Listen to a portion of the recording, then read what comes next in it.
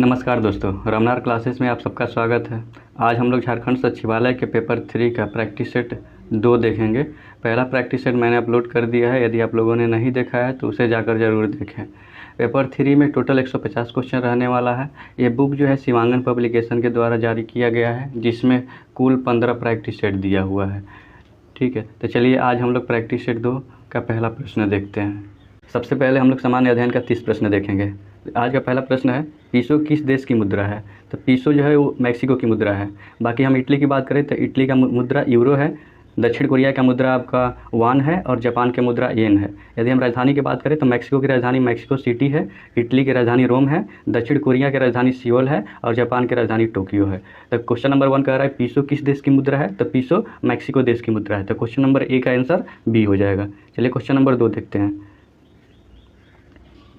Question number 2 कह रहा है कि भारत की यूपीआई प्रणाली को अपनाने वाला पहला देश कौन है? तो भारत के यूपीआई प्रणाली को अपनाने वाला पहला देश नेपाल है। अभी तक से 6 देशों ने भारत की यूपीआई प्रणाली को अपनाया है, जो नेपाल, उसके बाद भूटान है, यूएई है, फ्रांस है, सिंगापुर है और श्रीलंका है। तो इसे भी आप लोग याद रखिएगा। तो क्वेश्चन नंबर 2 का आंसर बी हो जाएगा। क्वेश्चन नंबर 3 देखते हैं। क्वेश्चन नंबर 3 कह रहा है कि भारतीय फिल्म कि किस गीत ने सर्वश्रेष्ठ मूल गीत के लिए गोल्डन ग्लोब पुरस्कार 2023 जीता है? तो नाटू नाटू गाना ने, ठीक ना, सर्वश्रेष्ठ मूल गीत के लिए गोल्डन पुरस्कार 2023 का जीता है। ये गाना जो है आरआरआर, जिससे एस.एस. राजामौली के निर्देशन में बनाया गया है, आरआरआर मूवी का गाना नाटू नाटू ने सर्वश्रेष्ठ मूल गीत के लिए गोल्डन ग्लोब पुरस्कार 2023 जीता है। तो क्वेश्चन नंबर 3 का आंसर ए हो जाएगा। क्वेश्चन नंबर 4 देखते हैं।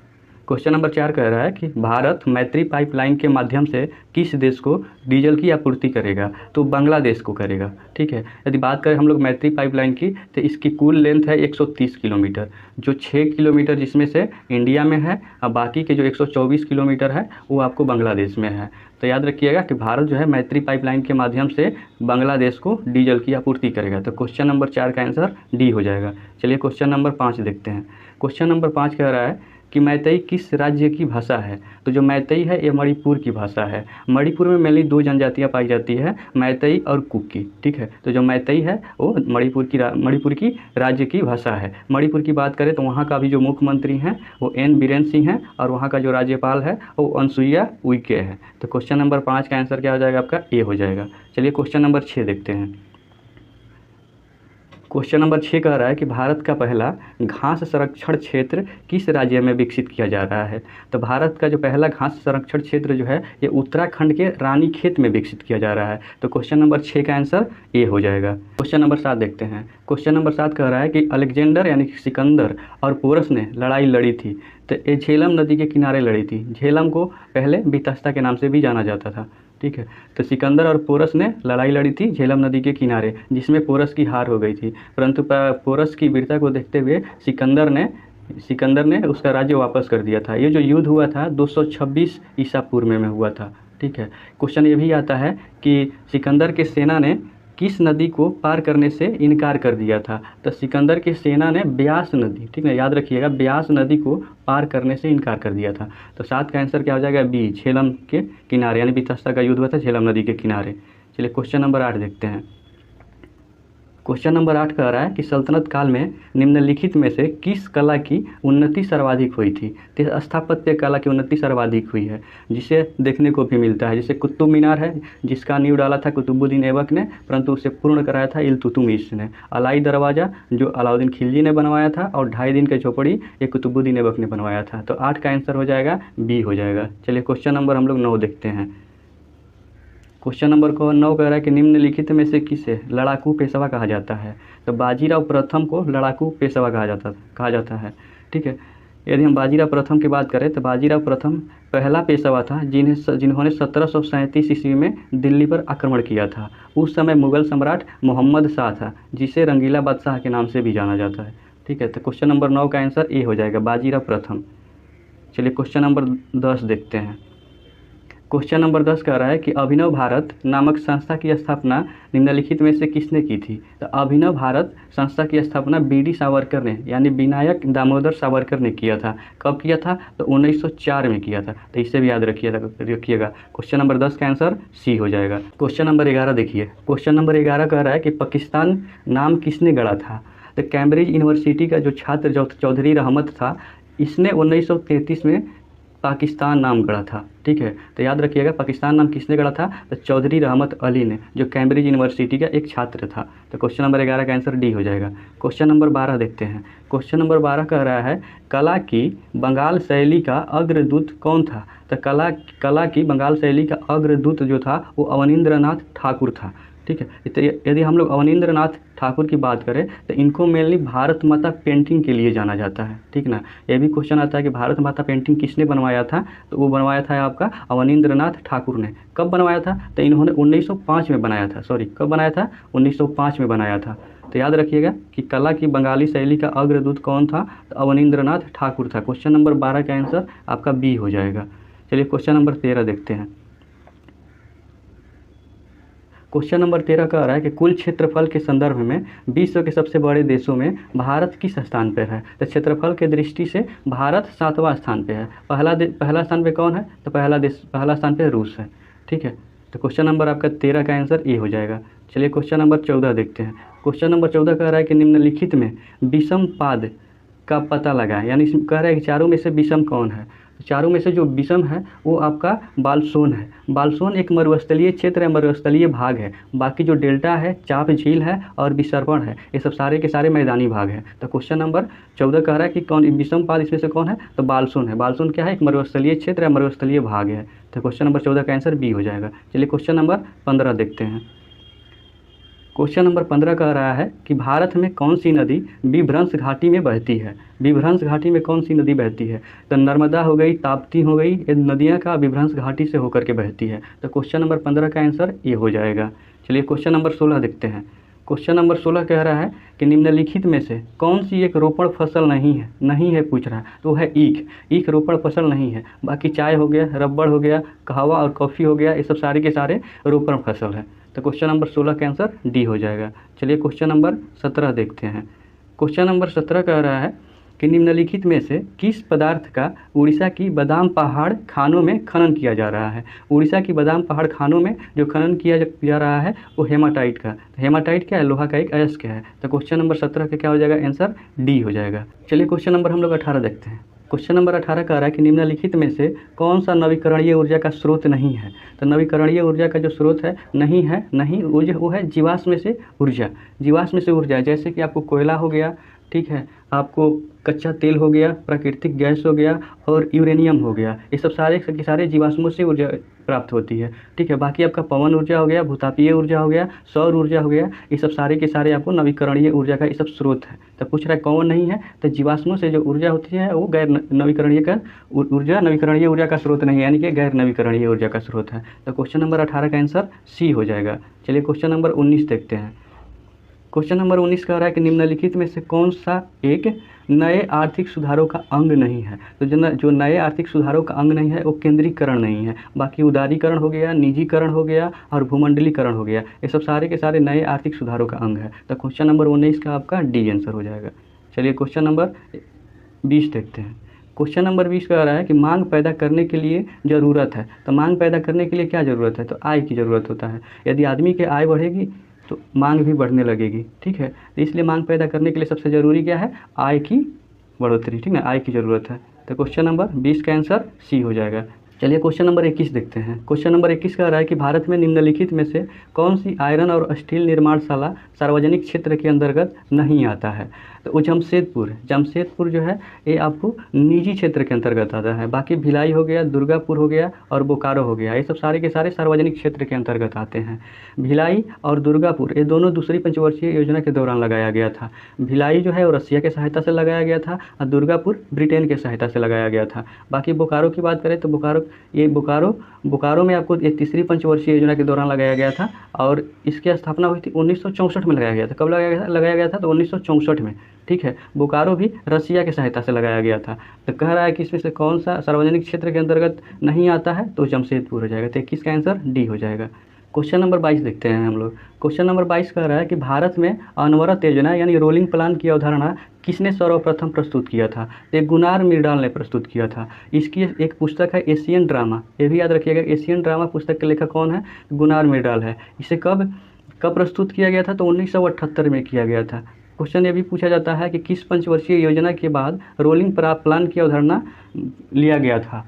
तो ये 5वीं पंचवर्षीय योजना के बाद रोलिंग प्लान लाया गया था। ठीक है, 5वीं पंचवर्षीय योजना के बाद 5वीं पंचवर्षीय योजना का जो कार्यकाल होता है वो आपको 1974 से लेकर के 1978 तक रहता है। ठीक है, ये पंचवर्षीय 1 वर्ष पूर्व ही यानी कि 4 वर्ष में ही समाप्त हो गई थी।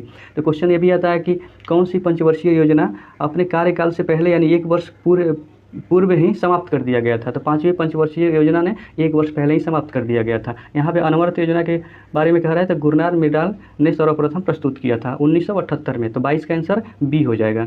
चलिए क्वेश्चन नंबर 23 देखते हैं। क्वेश्चन नंबर 23 कह रहा है कि निम्नलिखित में से कौन भारतीय संविधान के प्रारूपण के लिए जिम्मेदार संविधान सभा का हिस्सा नहीं था। तो महात्मा गांधी थे। महात्मा गांधी किसी संविधान सभा का हिस्सा नहीं थे। बाकी सरदार वल्लभ भाई पटेल, BR अम्बेडकर और जवाहरलाल नेहरू ये तीनों संविधान सभा के हिस्सा थे। तो 23 का आंसर ए हो जाएगा। चलिए क्वेश्चन नंबर 24 देखते हैं।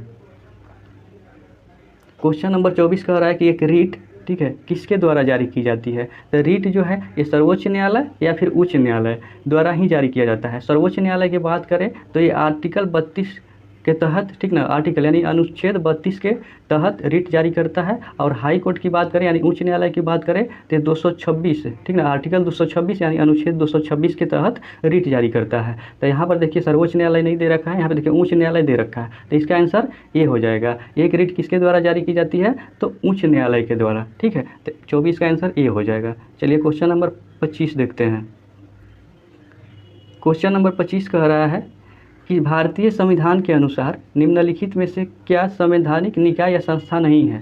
संस्था है पूछ रहा है। ठीक है, तो वित्त आयोग, वित्त आयोग के संविधान के, ठीक ना, अनुच्छेद 280 में दिया गया है वित्त आयोग के बारे में।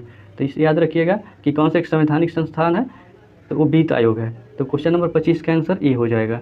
चलिए हम लोग क्वेश्चन नंबर 26 देखते हैं।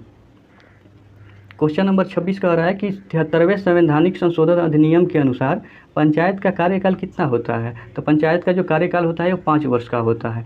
यदि हम लोग 73वें संविधान संशोधन के बारे में बात करें तो 1992 में लाया गया था। ठीक है, इसे लागू कब किया गया था तो इसे लागू 24 अप्रैल 1993 को लागू किया गया था। ठीक है, तो ये भी याद करिए रखिएगा कब इसे लागू किया गया था तो 24 अप्रैल 1993। क्वेश्चन ये भी आता है कि पंचायती राज दिवस कब मनाया जाता है। तो पंचायती राज दिवस 24 अप्रैल को मनाया जाता है। तो क्वेश्चन नंबर 26 का आंसर क्या हो जाएगा, डी हो जाएगा, यानी पंचायत का कार्यकाल 5 वर्ष का होता है। क्वेश्चन नंबर 27 देखते हैं हम लोग।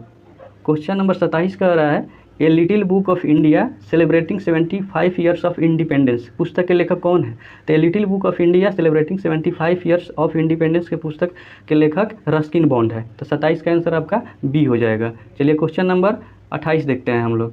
क्वेश्चन नंबर 28 कह रहा है कि किस देश ने हाइड्रोजन से चलने वाली नई ट्रेन की शुरुआत की है। तो वो देश है जर्मनी। जर्मनी पहला देश है जिसने हाइड्रोजन से चलने वाली नई ट्रेन की शुरुआत की है। ठीक है, ये पहला है। दूसरा की यदि हम लोग बात करें तो दूसरा चीन है। ठीक है, क्वेश्चन ऐसे भी आ सकता है कि एशिया का प्रथम देश कौन है जिसने हाइड्रोजन से चलने वाली नई ट्रेन की शुरुआत की है। तो उस केसेस में एशिया के कहे तो आपका चीन हो जाएगा। इसे ओवरऑल कहे तो जर्मनी हो जाएगा।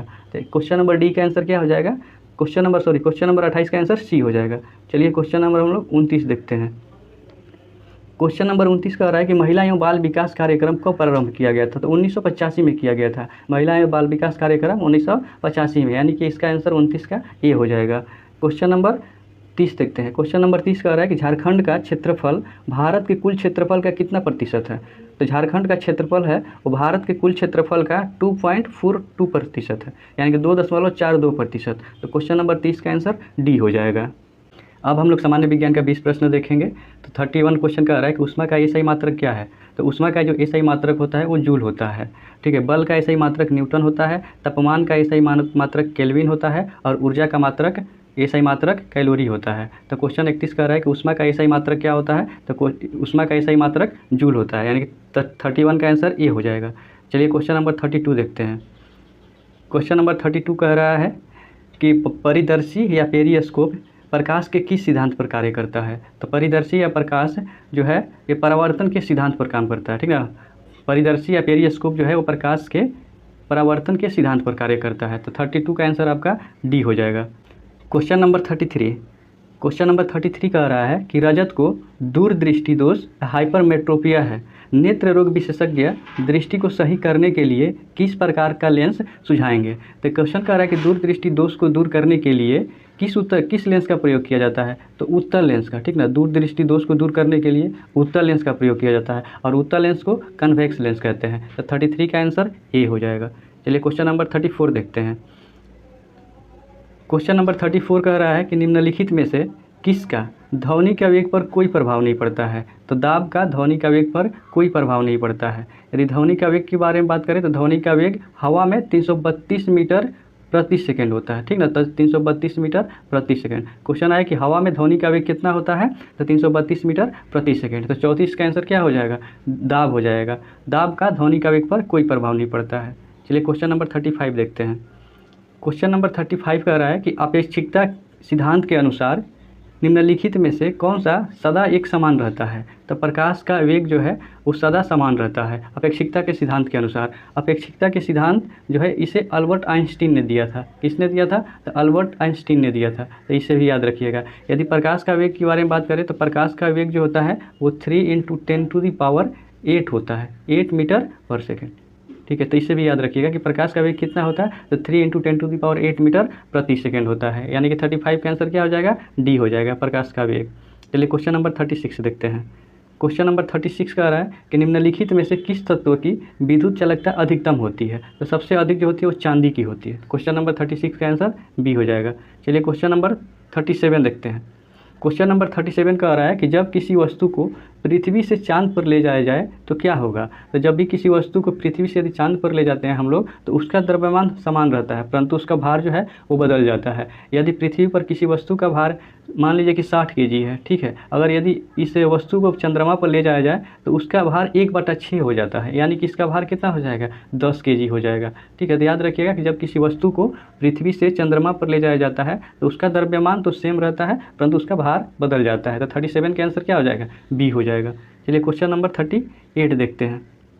क्वेश्चन नंबर 38 कह रहा है कि निम्नलिखित में से कौन सा एक न्यूक्लियन नहीं है। तो न्यूक्लियन में हमको पता है कि प्रोटॉन होता है, इलेक्ट्रॉन होता है और न्यूट्रॉन होता है। क्या नहीं होता है, पॉजिट्रॉन नहीं होता है। तो क्वेश्चन नंबर 38 का आंसर क्या हो जाएगा, डी हो जाएगा। चलिए क्वेश्चन नंबर 39 देखते हैं। क्वेश्चन नंबर 39 कह रहा है कि बाज़ार में बिकने वाला मानक 18 कैरेट सोना होता है। तो 18 कैरेट सोना में 18 भाग सोना होता है और 6 भाग अन्य धातु होता है। यदि शुद्ध सोना की बात करें तो शुद्ध सोना जो होता है वो 24 कैरेट का होता है। तो 39 का आंसर क्या हो जाएगा, 39 का आंसर बी हो जाएगा। चलिए क्वेश्चन नंबर 40 देखते हैं। क्वेश्चन नंबर 40 कह रहा है कि गहरे समुद्र में गोताखोरों के समय गोताखोर ऑक्सीजन और किस गैस के मिश्रण का उपयोग करते हैं। तो गोताखोर जब समुद्र के अंदर जाते हैं तो सांस लेने के लिए ऑक्सीजन और हीलियम गैस के मिश्रण का उपयोग करते हैं। तो क्वेश्चन नंबर 40 का आंसर डी हो जाएगा। चलिए क्वेश्चन नंबर 41 देखते हैं। क्वेश्चन नंबर 41 कह रहा है कि रसोई की गैस एक मिश्रण है। तो रसोई का गैस किसका मिश्रण है, तो रसोई का जो गैस होता है वो ब्यूटेन और प्रोपेन का मिश्रण होता है। रसोई गैस को एलपीजी यानी कि एलपीजी जिसका फुल फॉर्म क्या होता है, लिक्विफाइड पेट्रोलियम गैस होता है। तो 41 का आंसर क्या हो जाएगा, रसोई की गैस किसका मिश्रण होता है, तो ब्यूटेन और प्रोपेन का होता है। क्वेश्चन नंबर 42 देखते हैं। क्वेश्चन नंबर 42 कह रहा है कि क्यूरी बिंदु तापमान पर निम्नलिखित में से क्या होता है। तो क्यूरी बिंदु तापमान पर धातु की चुंबकीय गुण समाप्त हो जाता है, ठीक है। तो क्यूरी बिंदु तापमान पर धातु का चुंबकीय गुण समाप्त हो जाता है। 42 का आंसर बी हो जाएगा। क्वेश्चन नंबर 43 देखते हैं। क्वेश्चन नंबर 43 कह रहा है कि खट्टे स्वाद के लिए कोशिकाएं जीहा के किस भाग में होती हैं। तो खट्टे स्वाद के लिए जो हम लोग जब खट्टा स्वाद खाते हैं तो उसको कहाँ से हम लोग को महसूस होता है कि वो खट्टा है, तो जीभ के जो पार्श्व भाग यानी बगल का जो भाग होता है उस वहाँ पे कलिकाएं जो कोशिकाएं जो पाई जाती है वो खट्टे स्वाद के बारे में जानकारी देती हैं। यदि हम लोग ये अग्र भाग में, ठीक ना, अगले वाले भाग में मीठा स्वाद का और पिछले वाला जो भाग होता है कड़वा या तीखा का होता है, ठीक है। तो 43 का आंसर सी हो जाएगा। चलिए क्वेश्चन नंबर 44 देखते हैं। क्वेश्चन नंबर 44 कह रहा है कि फलों का मधुर या मीठा स्वाद किसके कारण होता है। तो फलों का मधुर या मीठा स्वाद जो होता है वो फ्रक्टोज के कारण होता है। तो क्वेश्चन नंबर 44 का आंसर बी हो जाएगा। क्वेश्चन नंबर 45 देखते हैं। क्वेश्चन नंबर 45 कह रहा है कि मानव शरीर में रक्त की अपर्याप्त आपूर्ति को क्या कहते हैं। तो मानव शरीर में रक्त की कमी को इस्कीमिया कहते हैं। 45 का आंसर ए हो जाएगा। क्वेश्चन नंबर 46 देखते हैं। क्वेश्चन नंबर 46 कह रहा है जानवर की एक जाति के द्वारा उसी जाति के अन्य सदस्यों को आकर्षित करने के लिए मोचित किए जाने वाले रासायनिक द्रव्य कौन सा है। तो ये जानवरों की एक जाति के द्वारा उसी जाति के अन्य सदस्यों को आकर्षित करने के लिए मोचित किए जाने वाले रसायन जो होता है उससे फेरोमोन कहते हैं। तो 46 का आंसर सी हो जाएगा। चलिए क्वेश्चन नंबर 47 देखते हैं। क्वेश्चन नंबर 47 कह रहा है कि निम्नलिखित में से किसे अनुवांशिकी का जनक कहते हैं। तो मेंडल को अनुवांशिकी का जनक कहा जाता है। क्वेश्चन नंबर 48 देखते हैं। क्वेश्चन नंबर 48 कह रहा है कि किस रोग से रक्षा करने के लिए शिशुओं को डीपीटी का टीका लगाया जाता है। ठीक है, तो डीपीटी का टीका यानी कि डिप्थीरिया, ठीक है, यानी कि रोहिणी, ठीक है, रोहिणी, डिप्थीरिया को रोहिणी बोला जाता है हिंदी में। तो आपका रोहिणी हो जाएगा, कुकुर खांसी हो जाएगा और टेटनस। ठीक है, इन सबसे रोगों से रक्षा करने के लिए शिशुओं को डीपीटी का टीका लगाया जाता है। तो 48 का आंसर डी हो जाएगा। चलिए क्वेश्चन नंबर 49 देखते हैं। क्वेश्चन नंबर 49 कह रहा है कि हमारी छोड़ी हुई सांस की हवा में कार्बन डाइऑक्साइड की मात्रा लगभग कितनी होती है।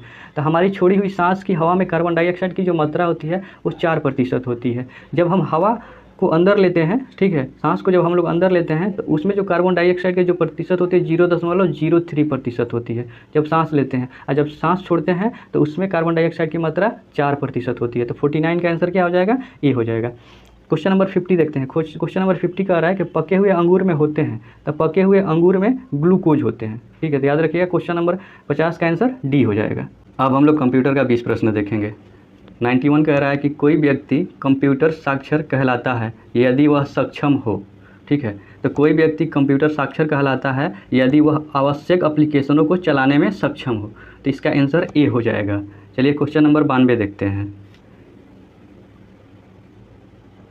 क्वेश्चन नंबर 92 कह रहा है कि चार्ल्स बैबेज द्वारा डिजाइन किया गया था प्रथम यांत्रिक कंप्यूटर क्या कहलाता है। तो चार्ल्स बैबेज द्वारा डिजाइन किया गया प्रथम यांत्रिक कंप्यूटर वो एनालिटिकल इंजन कहलाता है। 1871 में अपने मृत्यु के समय तक एनालिटिकल इंजन पर चार्ल्स बैबेज ने काम किया था। तो 92 का आंसर हो जाएगा आपका बी हो जाएगा।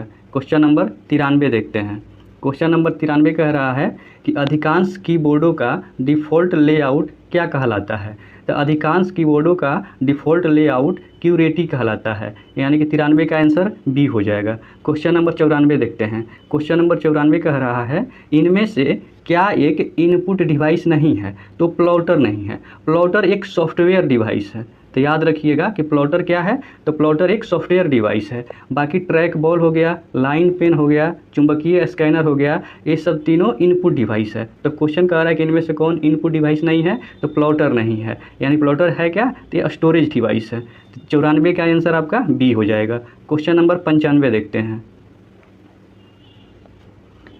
क्वेश्चन नंबर 95 कह रहा है ASCII का पूर्ण रूप क्या है। तो ASCII का पूर्ण रूप American standard code for information interchange है।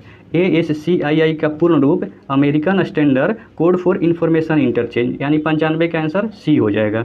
चलिए क्वेश्चन नंबर 96 देखते हैं। क्वेश्चन नंबर 96 कह रहा है कि इनमें से क्या एक ऑपरेटिंग सिस्टम नहीं है। कह रहा है ऑपरेटिंग सिस्टम नहीं है, तो पावर पॉइंट नहीं है। पावर पॉइंट एक एप्लीकेशन सॉफ्टवेयर है। ये याद रखिएगा कि पावर पॉइंट क्या है, तो पावर पॉइंट एक एप्लीकेशन सॉफ्टवेयर है। बाकी आपका एंड्रॉयड हो गया, लाइनेक्स हो गया, iOS हो गया, ये सारी ऑपरेटिंग सिस्टम है। तो कह रहा है कि इनमें से कौन ऑपरेटिंग सिस्टम नहीं है, पावर पॉइंट। पावर पॉइंट एक एप्लीकेशन सॉफ्टवेयर है। तो 96 का आंसर डी हो जाएगा। क्वेश्चन नंबर 97 देखते हैं। क्वेश्चन नंबर 97 कह रहा है कि फोर्ट्रॉन है एक। तो फोर्ट्रॉन एक हाई लेवल प्रोग्रामिंग लैंग्वेज है, यानी कि उच्च स्तरीय प्रोग्रामिंग भाषा। तो 97 का आंसर बी हो जाएगा। चलिए क्वेश्चन नंबर 98 देखते हैं। क्वेश्चन नंबर 98 कह रहा है माइक्रोसॉफ्ट पावर पॉइंट एक है। तो माइक्रोसॉफ्ट पावर पॉइंट एक प्रस्तुति प्रोग्राम है। तो 98 का आंसर डी हो जाएगा। क्वेश्चन नंबर 99 कह रहा है कि जब एक से अधिक व्यक्ति एक से अधिक कंप्यूटर का एक ही समय व्यवहार करते हैं तो किसकी आवश्यकता होती है। तो जब एक से अधिक व्यक्ति एक से अधिक कंप्यूटर का एक ही समय व्यवहार करते हैं तो उन्हें कंप्यूटर टर्मिनल की आवश्यक होती है। ठीक है, कंप्यूटर टर्मिनल की बात करें तो यह एक electronic and electric hardware device है। तो 99 का आंसर डी हो जाएगा। क्वेश्चन नंबर 100 देखते हैं। क्वेश्चन नंबर 100 कह रहा है कि निम्नलिखित में से कौन सा एक विकल्प एक निर्बाध संचरण माध्यम है। तो निर्बाध संचरण माध्यम वो माइक्रोवेव है। तो 100 का आंसर डी हो जाएगा। नंबर 101 कह रहा है कि वेब पेज एक दूसरे से किस माध्यम से जुड़े हुए हैं? तो वेब पेज एक दूसरे से हाइपरलिंक के माध्यम से जुड़े हुए रहते हैं। तो वेब पेज एक दूसरे से हाइपरलिंक के माध्यम से जुड़े रहते हैं। तो 101 का आंसर ए हो जाएगा। 102 देखते हैं, दिए गए विकल्पों में से विषम को ज्ञात करें। तो विषम है बिंग है। बिंग एक सर्च इंजन है, ठीक है। बाकी हम बात करें फायरफॉक्स, इंटरनेट एक्सप्लोरर और क्रोम, ये सब वेब ब्राउज़र हैं। तो याद रखिएगा कि जो बिंग है वो एक सर्च इंजन है, बाकी फायरफॉक्स, इंटरनेट एक्सप्लोर और क्रोम ये सब वेब ब्राउज़र है। बिंग एक सर्च इंजन है। तो इसमें से विषम कौन सा हो जाएगा? बिंग हो जाएगा। तो 102 का आंसर ए हो जाएगा। क्वेश्चन नंबर 103 देखते हैं। क्वेश्चन नंबर 103 कह रहा है कि माइक्रोसॉफ्ट द्वारा प्रदान की गई क्लाउड स्टोरेज सेवा निम्न में से कौन सी है? तो माइक्रोसॉफ्ट द्वारा प्रदान की गई क्लाउड स्टोरेज सेवा वन ड्राइव है। तो 103 का आंसर बी हो जाएगा। क्वेश्चन नंबर 104 देखते हैं। क्वेश्चन नंबर 104 कह रहा है किसी भी विंडो में मैक्सिमाइज बटन, मिनिमाइज बटन और क्लोज बटन, ठीक है, कहाँ पर दिखते हैं? तो किसी भी विंडोज में मैक्सिमाइज बटन, मिनिमाइज बटन और क्लोज बटन ये टाइटल बार पर दिखते हैं। तो 104 का आंसर ए हो जाएगा। 105 देखते हैं, कौन से सॉफ्टवेयर शब्द संसाधन में प्रयुक्त किया जाता है? तो आपका पेज मेकर भी हो गया, MS वर्ड हो गया, फिर आपका वर्ड स्टार हो गया, इस सारे की सारे, ठीक है, सॉफ्टवेयर शब्द संसाधन में प्रयुक्त किए जाते हैं। तो 105 का आंसर डी हो जाएगा। चलिए क्वेश्चन नंबर 106 देखते हैं। क्वेश्चन नंबर 106 कह रहा है कि जो कंप्यूटर पुराना हो और संभवतः संतोषजनक ना हो तो उसे क्या कहते हैं? तो जो कंप्यूटर पुराना हो और संभवतः संतोषजनक ना हो उसे लीगेसी सिस्टम कहते हैं। 106 का आंसर डी हो जाएगा। चलिए क्वेश्चन नंबर 107 देखते हैं। क्वेश्चन नंबर 107 कह रहा है कि SMS का जनक किसे माना जाता है?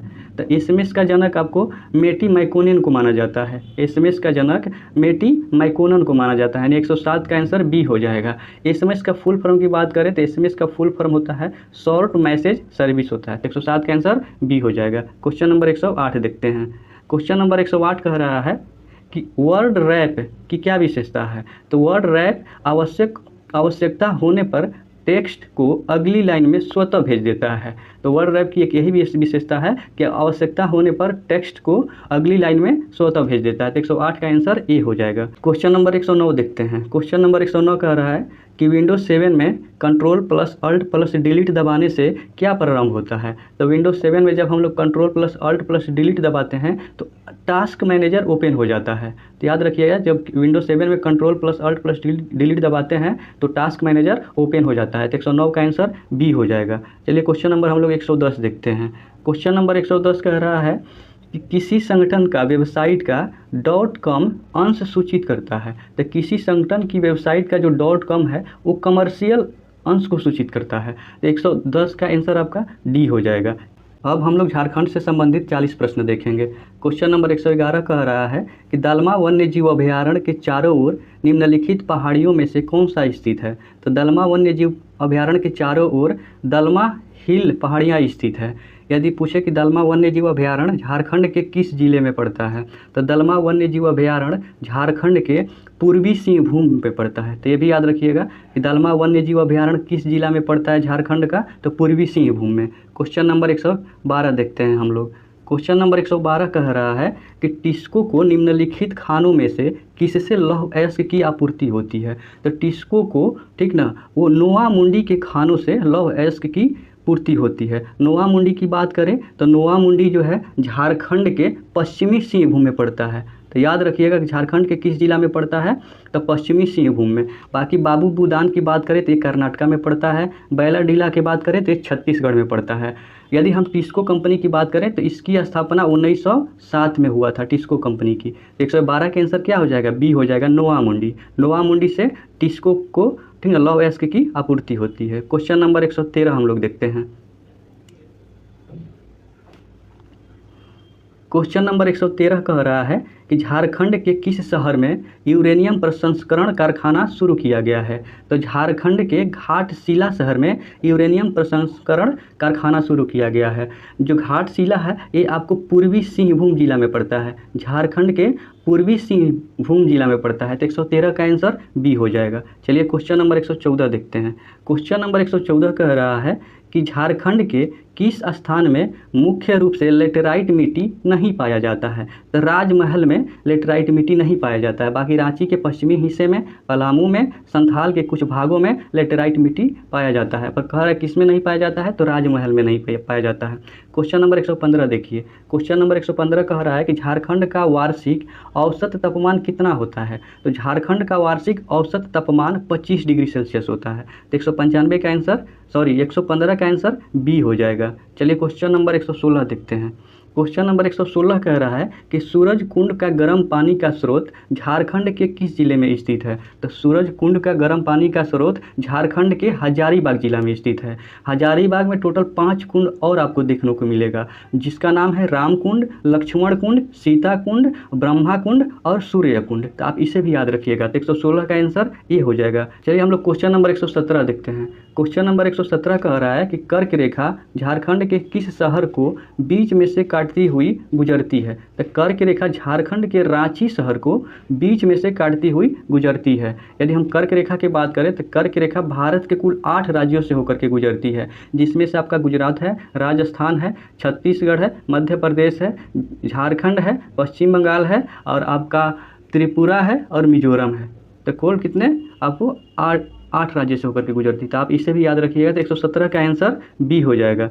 चलिए क्वेश्चन नंबर 118 देखते हैं। क्वेश्चन नंबर 118 कह रहा है कि जैन ग्रंथ में भगवान महावीर के लोरे ये यादगाह की यात्रा का संदर्भ मुंडारी में जिसका अर्थ है। कह रहा है कि लोरे ये यादगाह का अर्थ मुंडारी में क्या है। तो उसमें है आपका आंसुओं की नदी, आंसुओं की नदी। 118 के आंसर क्या हो जाएगा, सी हो जाएगा। क्वेश्चन नंबर 119 कह रहा है कि किस विद्रोह के परिणाम स्वरूप 1833 में एक नए प्रांतीय दक्षिण पश्चिमी सीमांत एजेंसी का गठन हुआ था। तो कोल विद्रोह के परिणाम स्वरूप। कोल विद्रोह कब हुआ था, तो 1831-32 में हुआ था। तो 119 का आंसर ये हो जाएगा। चलिए क्वेश्चन नंबर 120 देखते हैं। क्वेश्चन नंबर 120 कह रहा है कि किस नेता ने एक नए संप्रदाय शुरू किया जो केवल एक ही ईश्वर पर विश्वास करता था। तो बिरसा मुंडा ने एक नए संप्रदाय, ठीक ना, बिरसाई पंथ की शुरुआत की थी। तो 120 का आंसर बी हो जाएगा। क्वेश्चन नंबर 121 कह रहा है कि ढाका और कलकत्ता के क्रांतिकारी किस स्थान पर छुप करके गुप्त प्रचार करते थे। तो ये जमशेदपुर में, जमशेदपुर से छुप करके ये लोग गुप्त प्रचार करते थे। तो 121 का आंसर डी हो जाएगा। चलिए क्वेश्चन नंबर 122 देखते हैं। क्वेश्चन नंबर 122 कह रहा है कि संथाल परगना में किसके नेतृत्व में वहाँ की महिलाओं ने नमक कानून को चुनौती दी थी। ठीक ना, तो संथाल परगना की सैल बाला राय के नेतृत्व में वहाँ की महिलाओं ने नमक कानून को चुनौती दी थी। तो 122 का आंसर सी हो जाएगा। रानी सर्वेश्वरी की बात करें तो ये पहाड़िया आंदोलन से जुड़ी हुई थी। 122 का आंसर सी हो जाएगा। क्वेश्चन नंबर 123 देखते हैं। क्वेश्चन नंबर 123 कह रहा है कि झारखंड के निम्नलिखित नेताओं में से किन्होंने 1857 विद्रोह में अंग्रेज के खिलाफ लड़ाई लड़ी थी। तो वो थे शेख भिखारी थे। ठीक है, तो शेख भिखारी जो 1857 के विद्रोह में अंग्रेजों के खिलाफ लड़ाई लड़ी थी। तो 123 का आंसर बी हो जाएगा। चलिए क्वेश्चन नंबर 124 देखते हैं। क्वेश्चन नंबर 124 कह रहा है कि किस वर्ष आदिवासी नामक पत्रिका का प्रकाशन शुरू किया गया था। यानी कि आदिवासी नाम की पत्रिका को किस वर्ष शुरू किया गया था। तो 1915 में शुरू किया गया था। तो 124 का आंसर सी हो जाएगा। चलिए क्वेश्चन नंबर 125 देखते हैं।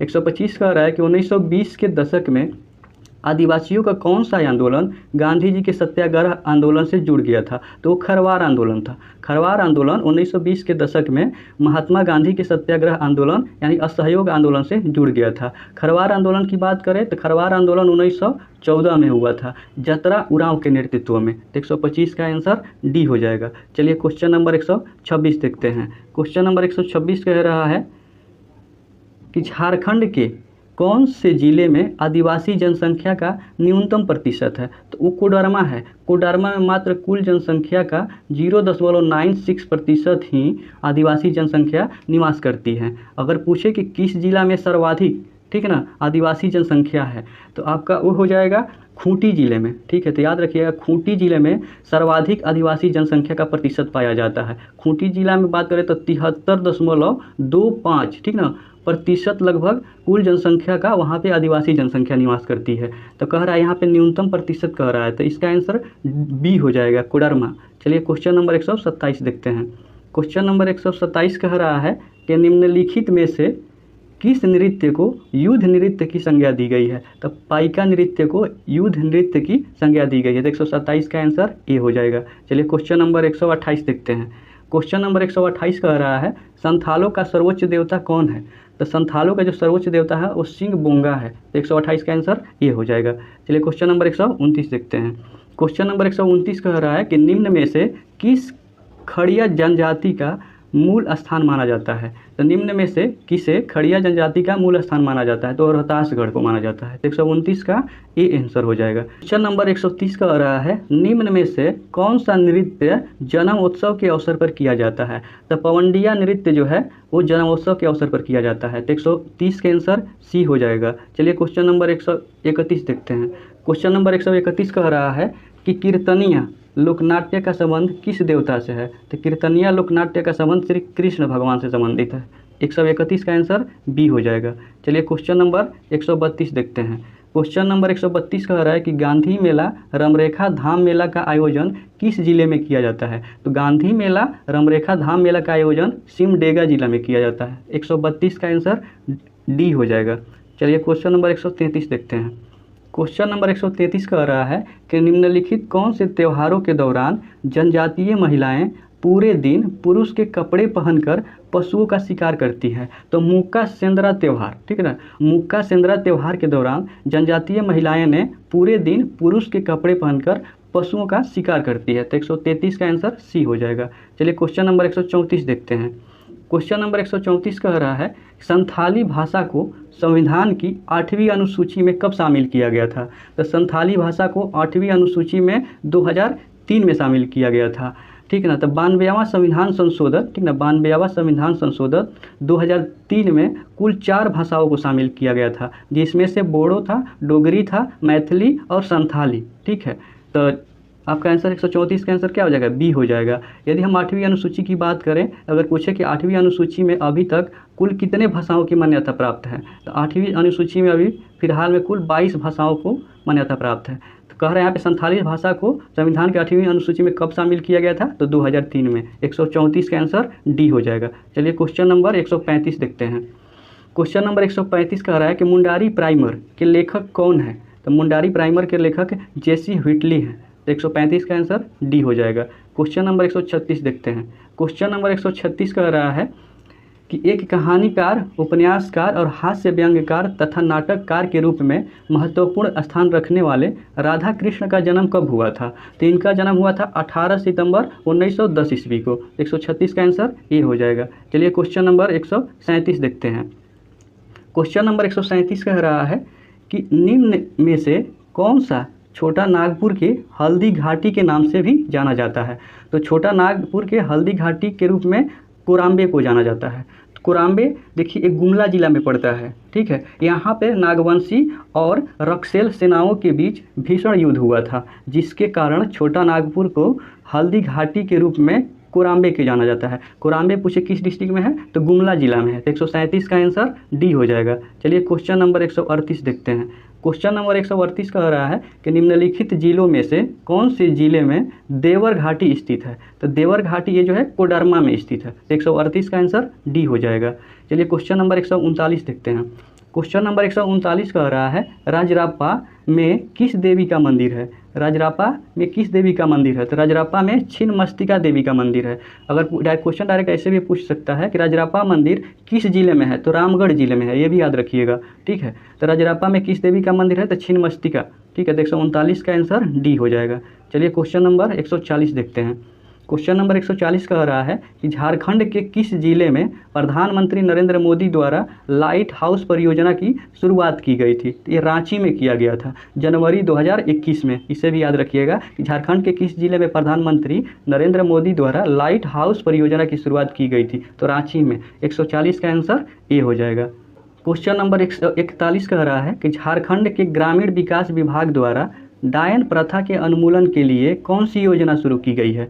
तो झारखंड के ग्रामीण विकास विभाग द्वारा डायन प्रथा को समाप्त करने के लिए गरिमा योजना को शुरू की गई है। तो 141 का आंसर डी हो जाएगा, इसे याद रखिएगा। चलिए क्वेश्चन नंबर 142 देखते हैं। क्वेश्चन नंबर 142 कह रहा है पशुओं के लिए आइडेंटिफिकेशन UID नंबर योजना का प्रारंभ कब किया गया था? तो पशुओं के लिए आइडेंटिफिकेशन UID नंबर योजना का प्रारंभ 2017 में किया गया था। तो 142 का आंसर क्या हो जाएगा? ए हो जाएगा। चलिए क्वेश्चन नंबर 143 देखते हैं। तो क्वेश्चन नंबर 143 कह रहा है, ओलंपिक 1928 में भारतीय हॉकी टीम के कप्तान जयपाल सिंह ने भारत के लिए पहली बार कौन सा पदक जीता था? तो स्वर्ण पदक जीता था। 1928 का जो ओलंपिक हुआ था तो वो हुआ था एम्स्टर्डम, नीदरलैंड में हुआ था। तो उस वक्त भारतीय हॉकी टीम ने स्वर्ण पदक जीता था। क्वेश्चन ऐसे भी आ सकता है कि 1928 के ओलंपिक में जो भारतीय हॉकी टीम ने स्वर्ण पदक जीता था, उस समय भारतीय हॉकी टीम के कप्तान कौन थे? तो वो जयपाल सिंह थे। इसे भी याद रखिएगा। तो 143 का आंसर ए हो जाएगा। चलिए क्वेश्चन नंबर 144 देखते हैं। क्वेश्चन नंबर 144 कह रहा है कि तिलका आंदोलन का नेतृत्व किसने किया था? तो तिलका आंदोलन का नेतृत्व तिलका मांझी ने किया था। तो 144 का आंसर आपका डी हो जाएगा। क्वेश्चन नंबर 145 देखते हैं। क्वेश्चन नंबर 145 कह रहा है कि ताना भगत आंदोलन के प्रेरणा जतरा भगत का जन्म कब हुआ था? तो जतरा भगत का जन्म 2 अक्टूबर, ठीक है, 1888 को हुआ था। तो इसे भी याद रखिएगा कि ताना भगत आंदोलन के प्रणेता जतरा भगत का जन्म 2 अक्टूबर 1888 को हुआ था। चलिए क्वेश्चन नंबर 146 देखते हैं। क्वेश्चन नंबर 146 कह रहा है कि निम्न में से कि किस स्वतंत्रता सेनानी एवं क्रांतिकारी संगठन युगांतर समिति के सदस्य की जीवनी पर शरद चंद्र राय ने उपन्यास लिखी है? तो यदु गोपाल मुखर्जी के जीवनी पर शरद चंद्र राय ने उपन्यास लिखी है। यदु गोपाल मुखर्जी युगांतर समिति के सदस्य भी थे। तो 146 का आंसर ए हो जाएगा। चलिए क्वेश्चन नंबर 147 देखते हैं। क्वेश्चन नंबर 147 कह रहा है, निम्न में से कौन झारखंड में सबसे लंबे समय तक मुख्यमंत्री रहे हैं? तो अर्जुन मुंडा हैं, ठीक है। अभी तक सबसे लंबे समय तक अर्जुन मुंडा मुख्यमंत्री के तौर पे सबसे लंबे समय तक रहे हैं। 147 का आंसर बी हो जाएगा। चलिए क्वेश्चन नंबर 148 देखते हैं। क्वेश्चन नंबर 148 कह रहा है कि झारखंड एक डैश विधायकीय राज्य है। तो एकल सदनीय विधायकीय राज्य है, ठीक है।